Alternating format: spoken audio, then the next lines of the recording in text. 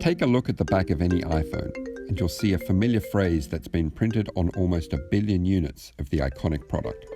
Designed by Apple in California, assembled in China. Like everything at Apple, that wording is deliberate. Apple designs the exterior, writes the software, researches new technologies, and develops its own chips in California, which allows it to sell devices for 65% more than their cost. But iPhones are assembled in China for a reason. It's easy to assume that reason is cheaper labor. While wages are lower, this doesn't tell the whole story. In fact, assembly is only 2% of an iPhone's hardware cost. Today, most iPhones are made in 2 Chinese cities, Shenzhen and Zhengzhou.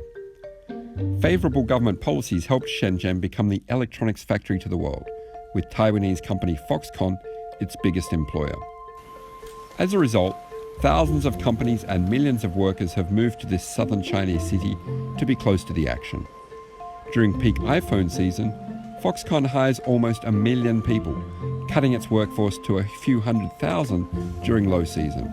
Such a cluster effect in Shenzhen means that most of the components needed to make a phone, a laptop, or a drone are within a 50-mile radius.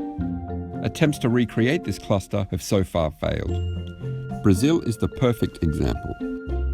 Apple was facing high import tariffs in Brazil and urged Foxconn to make iPhones there. After securing local incentives, Foxconn built a factory, but very little changed.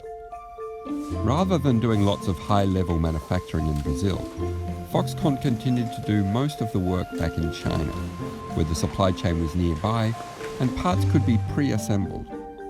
This meant that most of an iPhone was made in China and merely shipped to Brazil for local workers to slot together, like Lego. In the end, the Brazil project failed on 2 levels. It hired a fraction of the workers the government had expected, and it didn't attract any of Apple's hundreds of suppliers. If an iPhone is to be made in the US, it's more likely to follow the Brazil model, not the Shenzhen model, which means far fewer jobs, and for those workers, making for Apple would be as seasonal as picking apples. So while the US could one day boast an iPhone assembled in America, the question is, does it really want to?